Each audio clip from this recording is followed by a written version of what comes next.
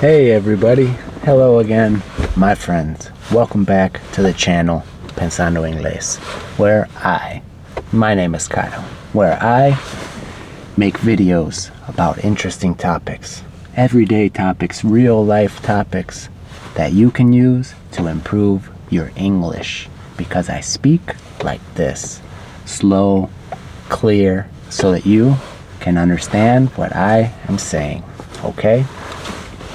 Now, I really like to make these videos about topics that I think they will help you with your English. You will learn new vocabulary and things like that.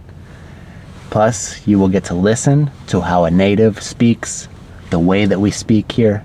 Believe me, guys, this is how you get to the point where you can have a real conversation with native speakers. This is what I did when I was learning Spanish, okay? I watched videos just like this in Spanish.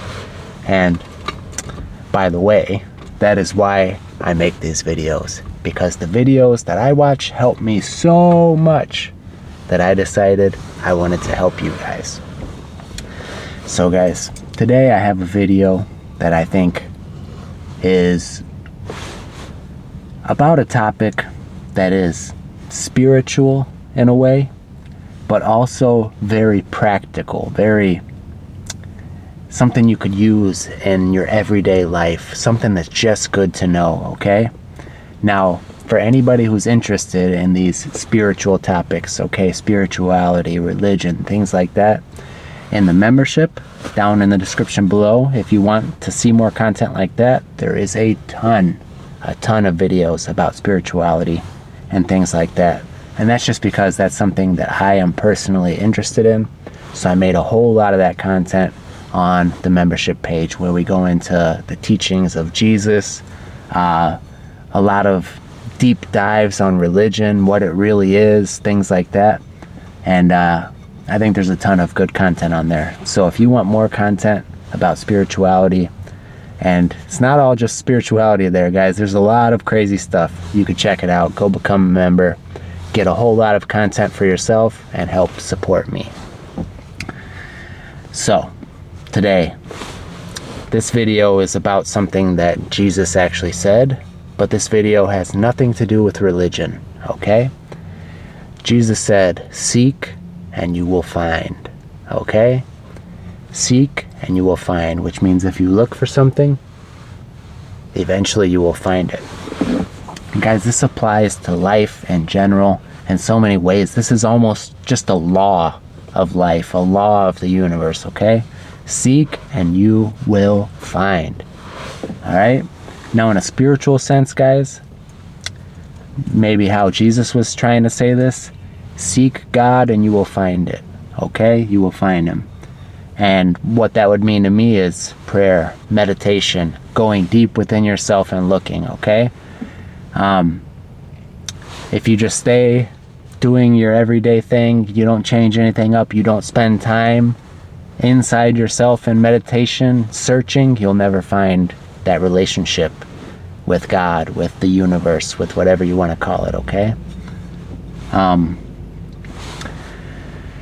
So that's the spiritual sense, okay? If you seek it, you will find it. And there's a lot of meditators who will tell you, you know, once they started putting that real time in, they found something special, okay? Buddha sat down at a tree, the Buddha, Siddhartha Gautama. I made a video about him, but that's the man we know of as the Buddha. He sat down on a tree, under a tree, and he said, I will not move from here until I find out what's going on, okay? He sat down and he started to seek, and he found enlightenment. That's the spiritual sense. Now, guys, as I said, this is not about religion, and this applies in so many ways other than spirituality. Now, it applies to both positive and negative, and I want to tell you guys how. I was listening to a video the other day, and that's what made me think about this. It's a guy I really like. He talks about spirituality and things like that, but he was talking about this in the sense that it applies to other people, okay? So he says that people act the way that we expect them to, all right? If you have in your mind, this guy's a jerk, when I see him, he's going to say something mean to me, chances are he probably will, okay? Now, you might think, oh, maybe that person's bad and that's why you think that way. But guys, let me tell you a story about how this played out in my life. Maybe I'll share 2 stories about this. But first, let's talk about it in a positive way. So, I had a job. I was a manager at a restaurant, okay? Manager at a restaurant. And there was an employee there, a girl who was, everybody said she was slow, very slow, and she was a terrible worker. Nobody wanted to work with her. But guess what? I was kind to her. I treated her with respect, and I asked her to help, okay? I said, hey, we'll call her Sarah. Sarah, can you do this? Sarah, can you do that? Oh, thank you so much. Thank you. Thank you, Sarah. I was kind to her. I treated her with respect, and I treated her like a good worker. Guys, guess what? When I was there, everybody told me, what did you do to Sarah? How's she doing so good? You know, guys, because I treated her with kindness and respect, she worked so hard when I was in there. Nobody could believe it, okay? But that's because I did not accept the vision that everybody else had of her, okay? Everybody else thought she was no good. They thought she was dumb. I treated her like a human being, like a valuable member of the team.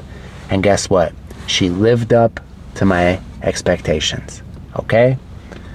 When we say lived up, somebody lived up or something lived up to your expectations, it means you thought it was going to be good and it was good, okay? So everybody says this restaurant has the best hamburger. I go and try it and it really is awesome. I could say, oh, it lived up to all the hype.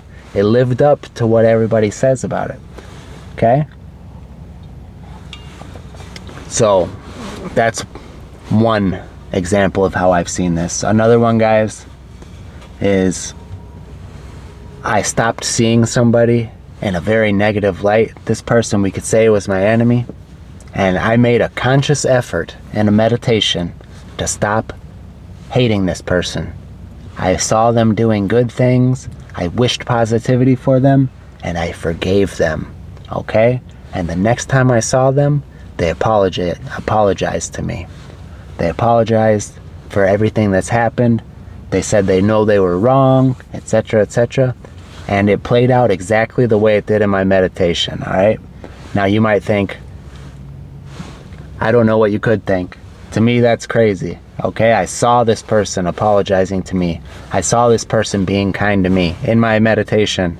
The next time I saw them in real life, it happened, okay?